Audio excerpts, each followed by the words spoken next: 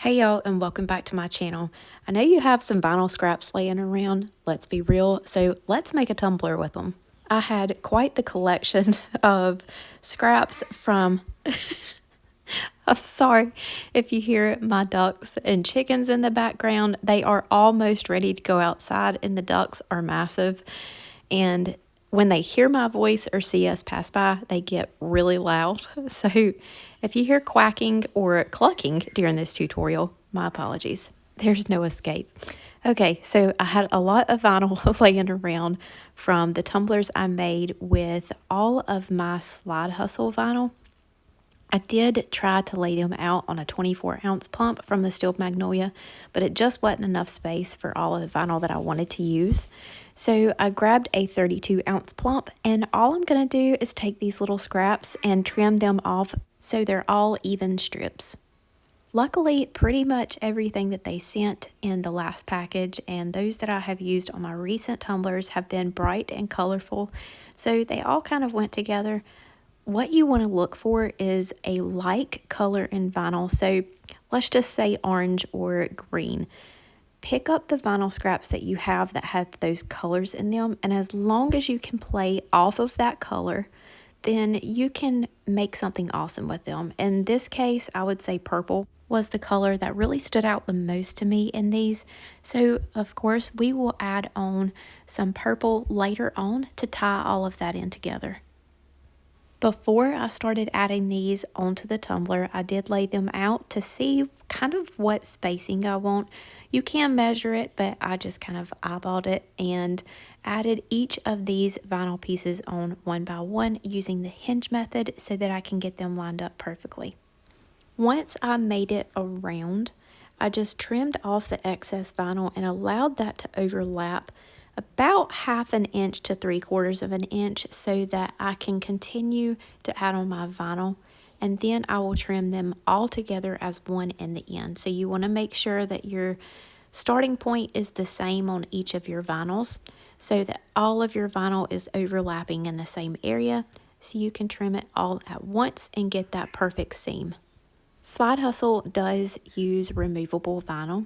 Does that mean it is going to lift from your tumbler? Absolutely not. It still has a really awesome grip.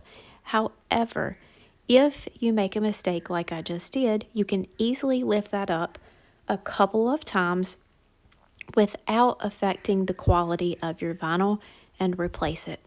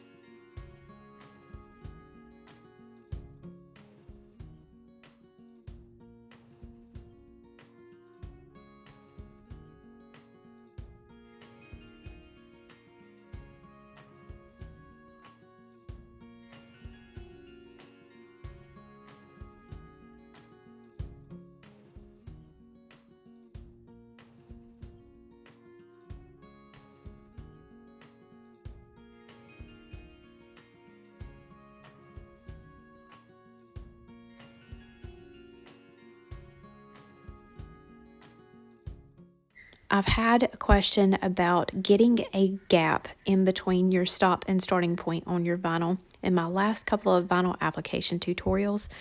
So I want to try to explain that in depth for you.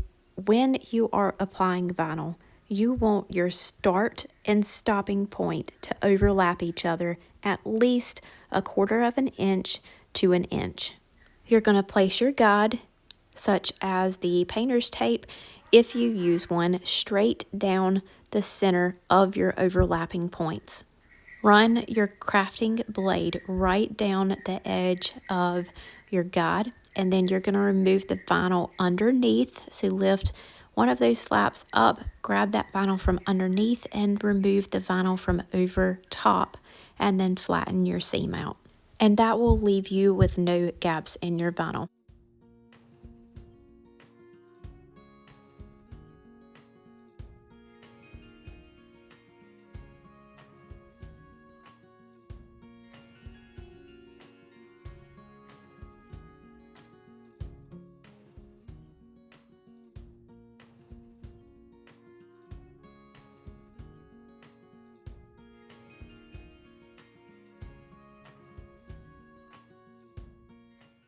Once I have all of that excess removed, then I'm going to tape off my vinyl so we can paint and glitter.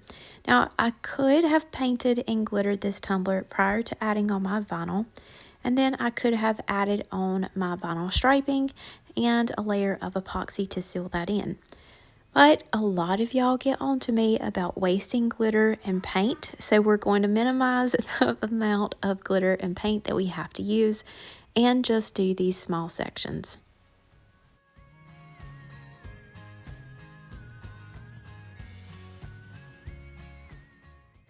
Once I have all of these pieces taped off, I'm going to take my Colorflex Color Fix paint in Navy and Glam, and we're going to paint the Glam up at the top, Navy at the bottom, and blend them in the center.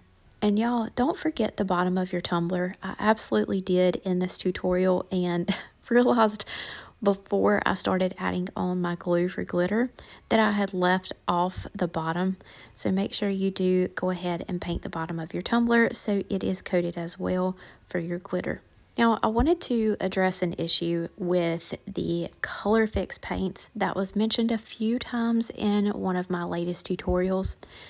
I did say I was probably going to stop using them in my tutorials just because of the issues that I have heard that y'all have had. I absolutely would never encourage use of a product that I personally had issues with. Y'all know I'm full disclosure. I don't hide anything. I show all of my issues and anything that I have happen during my tutorial process. Many of you have said that these paints have separated or are clumping together, or just over a short period of time have become super clumpy and you're unable to use them.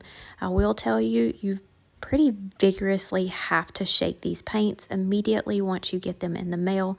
And then from time to time, it's a good idea with any paint to, just as you're passing by your paint section, just pick those up and give them a good shake to keep them blended well together. My good friend Barbara had a really awesome idea of getting the little metal balls to drop down inside any of your paints so it helps blend them a little bit better. Same concept as a paint can or a nail polish bottle. My paints stay very well mixed because I use them quite often. I have been told since my last tutorial that they do have a shorter than normal shelf life than a typical acrylic paint. These are water-based, and honestly, I never questioned this shelf life, probably because I extended that by constantly having my paints in use and going and just giving them a little bit of a shake on my shelf from time to time. So again, I'm so sorry if any of you have had issues with your Color Fix paints that I have been promoting for quite some time now. Hopefully all of those tips can help bring your life back to your paints and extend the shelf lifetime. Alright, so once I had this painted, I went over with the Artistry glitter glue, and then I'm going to go in with Night King on our blue side and Cry Pretty on our pink side. I am going to tilt my tumbler and sprinkle that glitter on so it can fall into the center. That way we can blend our colors in those middle sections and we will have a pink, purple, and blue ombre.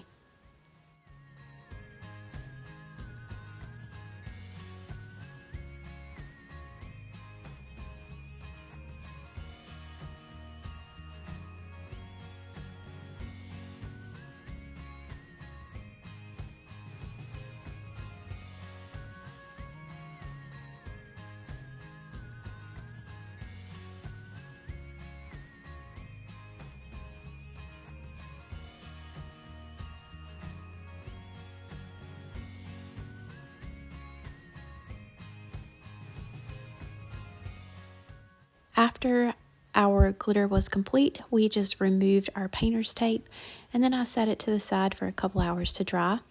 Gave it 2 coats of Rust-Oleum matte clear coat to really seal that glitter in so it won't move onto our vinyl.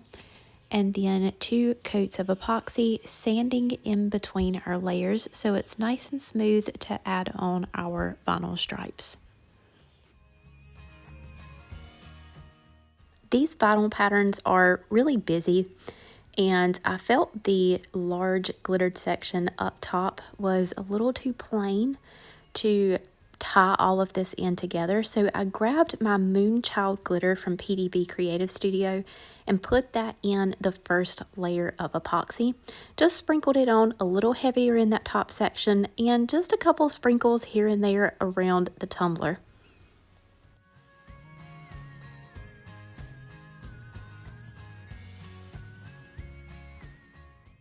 Alright, so after we have epoxied, we are going to add on our pinstriping, which I'm using TECKWRAPCRAFT Metallic Gold Textured Vinyl.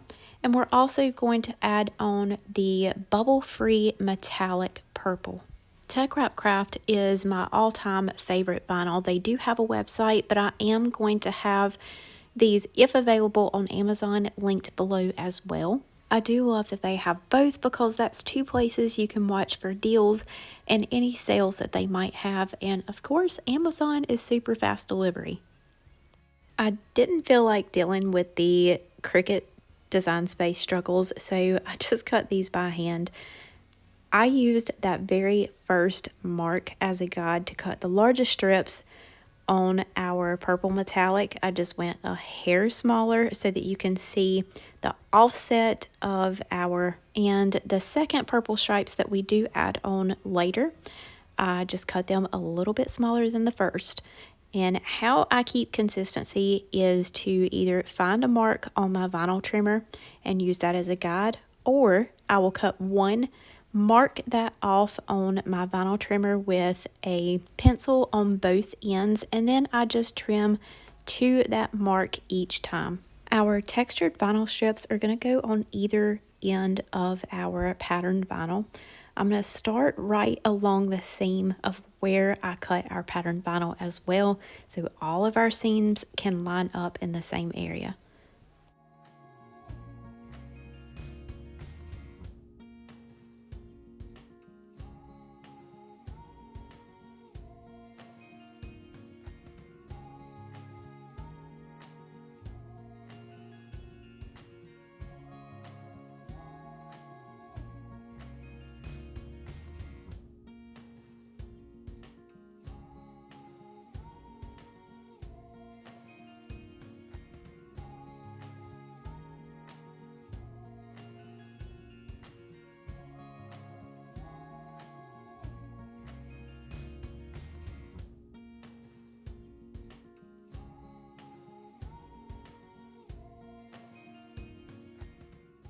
I did get a little out of order here because this whole tumbler was a little bit of a go with the flow ordeal. I didn't exactly have a master plan.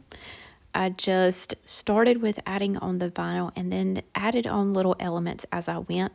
So I wanted to see if the idea I had with adding the purple on would really tie all of those vinyls in together by layering it on top of our textured.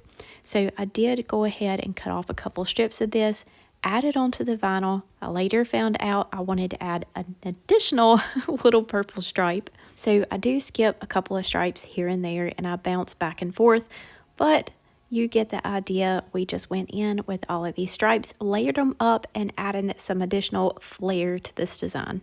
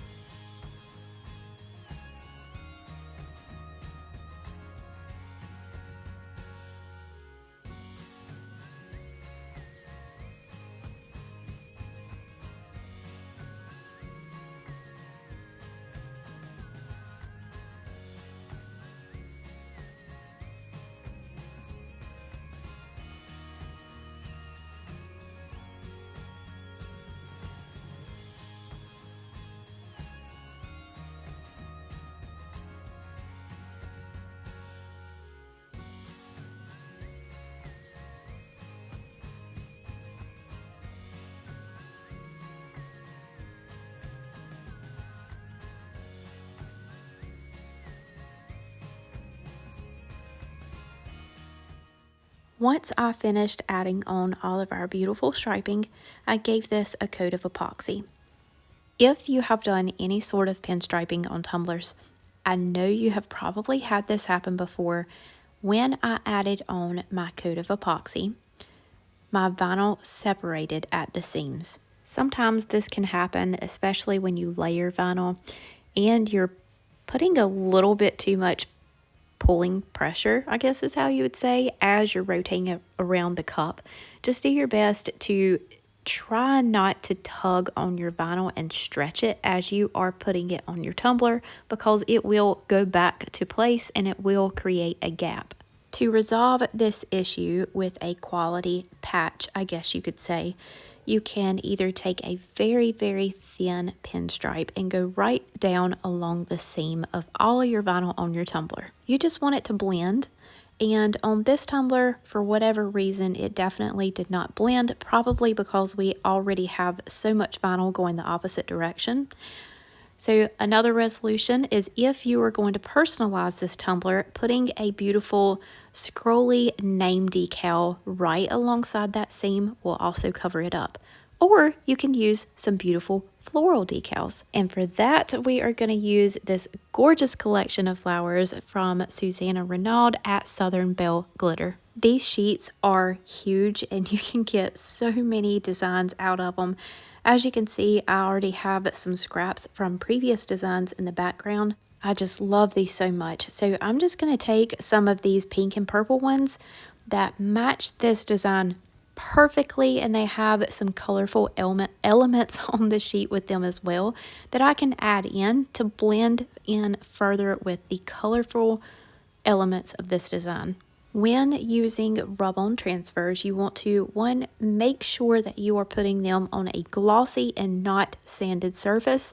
If you're putting them on a tumbler with no glitter, you want to make sure you give that solid color tumbler a coat of epoxy before you add them on, so that once you add on your epoxy layer on top, it will basically just make the edges of these invisible and it looks like it's printed directly on your tumbler. For the larger images, you want to trim off a little bit of that backing, put it in the place that you want, press down the exposed piece, and then use the hinge method to make sure you're getting it really pressed down as you are removing the backing off of your transfer. They all come with this wooden stick. Use that to rub the transfer down, especially on your large ones. And then with a little bit of tension, pulling in the opposite direction, remove that acetate sheet off really slow, so that if it does happen to start pulling it up in any sections, you can press it back down and gently rub over with your wooden stick once again and get that adhered to your tumbler before you completely remove that sheet.